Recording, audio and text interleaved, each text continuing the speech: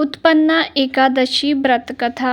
मार्गशीर्ष माह की कृष्ण पक्ष की एकादशी तिथि को उत्पन्ना एकादशी के नाम से जाना जाता है। ऐसी मान्यता है कि इस व्रत को करने से व्यक्ति को पिछले जन्म के पापों से मुक्ति मिल जाती है। उत्पन्ना एकादशी का व्रत करने वाले को इस दिन कथा का पाठ जरूर से ही सुनना चाहिए। तो आइए व्रत की कथा प्रारंभ करते हैं। युधिष्ठिर ने पूछा, भगवान, पुण्यमयी एकादशी तिथि कैसे उत्पन्न हुई? इस संसार में क्यों पवित्र मानी गई है? सभी देवताओं को कैसे प्रिय हुई?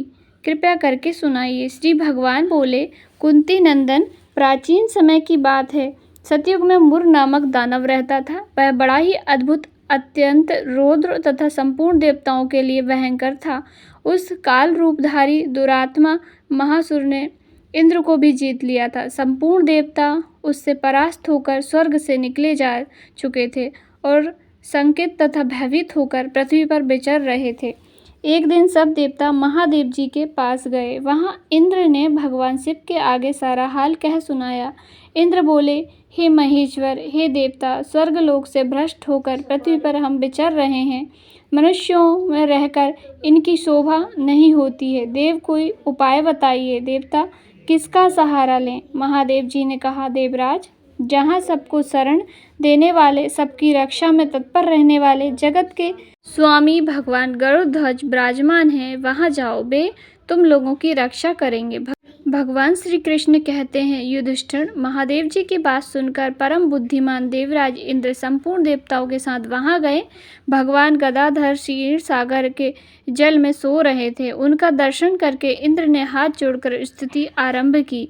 इंद्र बोले, देव देवेश्वर, आपको नमस्कार है। देवता और दानव दोनों ही आपकी वंदना करते हैं। पुंडरीकाक्ष, आप दैत्यों के शत्रु हैं। हे मधुसूदन, हम लोगों की रक्षा कीजिए। जगन्नाथ, संपूर्ण देवता मुर नामक दानव से भयभीत होकर आपकी शरण में आए हैं। भक्त वत्सल, हमें बचाइए। देव देवेश्वर, हमें बचाइए। जनार्दन, हमारी रक्षा कीजिए, रक्षा कीजिए।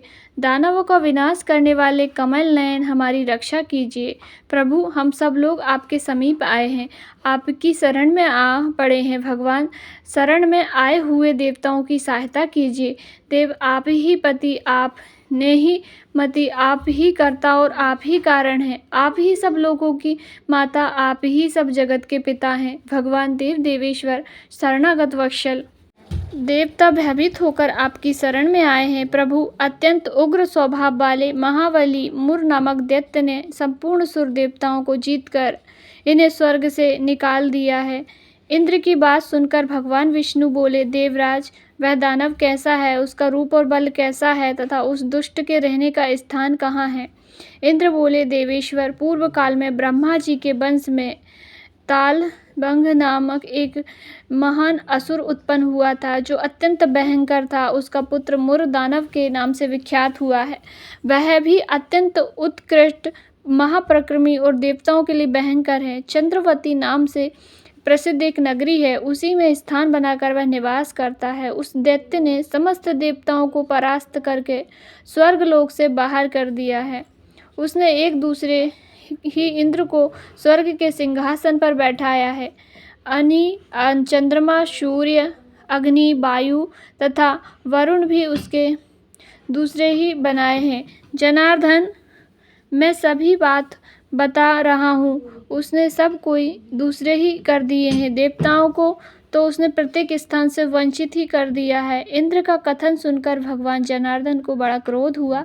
वे देवताओं को साथ लेकर चंद्रावतीपुरी में गए।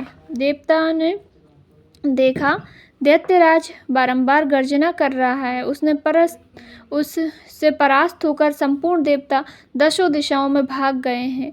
अब वह दानव भगवान विष्णु को देखकर बोला, खड़ा रह गया। उसकी ललकार सुनकर भगवान ने नेत्र क्रोध से लाल हो गए। वे बोले, अरे दुराचारी दानव, मेरी इन भुजाओं को देख।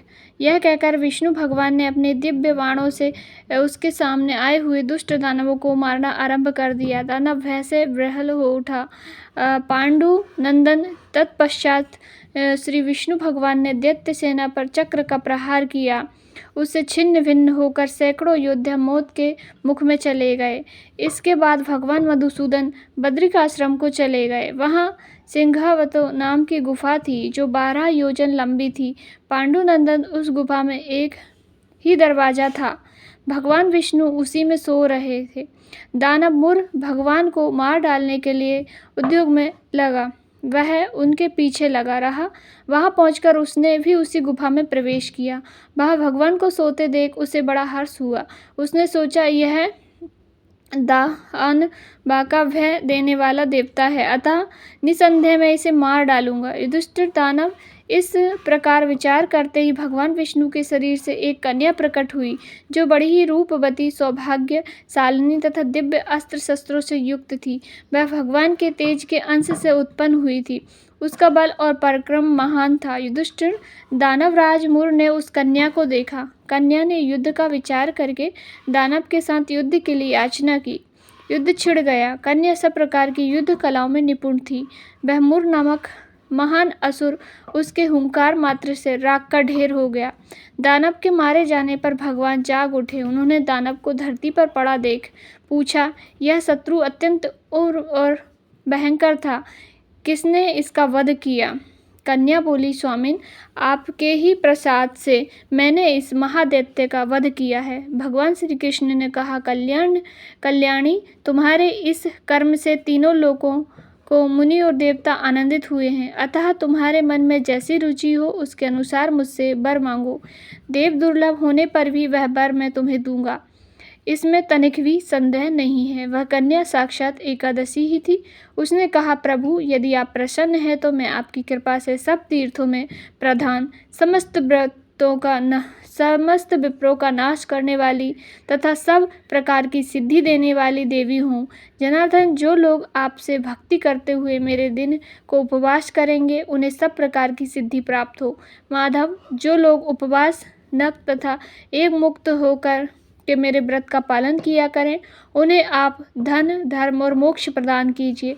श्री विष्णु भगवान बोले, कल्याणी, तुम जो कहती हो वैसा ही सब पूर्ण होगा। भगवान श्री कृष्ण कहते हैं, युधिष्ठिर, ऐसा वर पाकर महावती एकादशी बहुत प्रसन्न हुई। दोनों पक्षों की एकादशी समान रूप से कल्याण देने वाली है। इसमें शुक्ल और कृष्ण पक्ष का कोई भेद नहीं करना चाहिए। यदि उदय काल में थोड़ी सी एकादशी, मध्य में पूरी एकादशी और द्वादशी में अंत में किंचित एकादशी, त्रयोदशी हो तो वह त्रिस्पर्शा एकादशी कहलाती है। वह भगवान को बहुत अति प्रिय है।